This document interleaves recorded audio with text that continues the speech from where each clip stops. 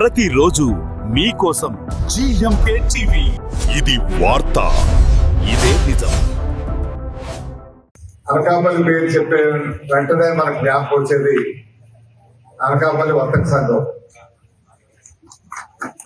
ఎందుకంటే అనకాపల్లి వర్తక సంఘానికి అనకాపల్లికి విడదీయాలన్నటువంటి అనుబంధం. బహుశా ఎక్కడ దేశంలో ఎక్కడ ఒక వ్యాపార సంఘంకి ఆ ప్రాంతంతో అంత అనుబంధం ఉన్నటువంటి ప్రాంతాలు ఎక్కడా కూడా చూడము. కానీ అది అనకాపల్లిలోనే చూడగలుగుతాం. ఆనాడు మహాత్మా గాంధీ గారి స్ఫూర్తితో స్థాపించబడినటువంటి సంఘం ఇది 42లో. మహాత్మా గాంధీ గారి స్వతంత్ర పోరాటం ఇక్కడికి వచ్చినప్పుడు స్వయం కృషితో పాటు మనంతా కూడా ఎవరి మట్టుకు వారు ఎవరి మీద ఆధారపడకుండా మన వ్యవస్థను మనం తయారు చేసుకోవాలి,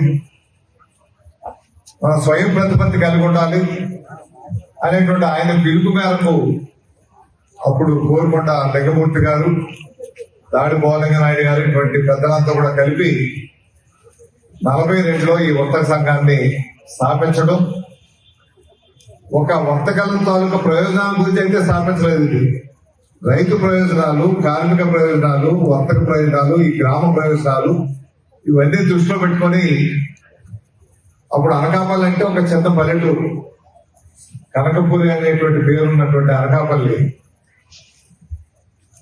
ఈ ప్రాంతంలో ఏ ఒక్క సదుపాయం కూడా లేదు ప్రభుత్వ పరంగా అప్పుడులో. స్వయం కృషితో మనమే అభివృద్ధి పరచుకోవాలి.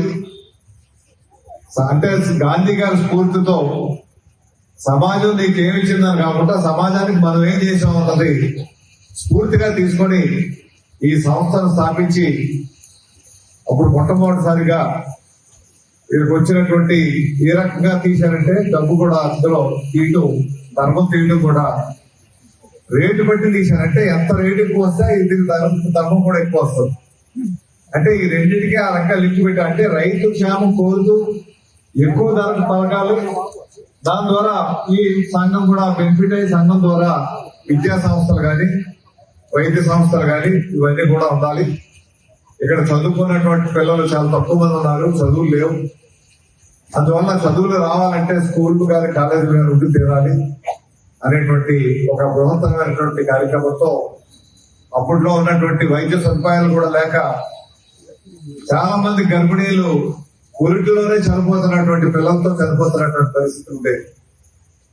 వైద్యం చేసుకోవడానికి వైద్యం సదుపాయాలు ఉండేవి కాదు. అప్పుడే ప్రసూత ఆసుపత్రి 45లో, అంటే మన స్వతంత్రం రాకముందే మొదలు పెట్టినటువంటి సంస్థ ఇది.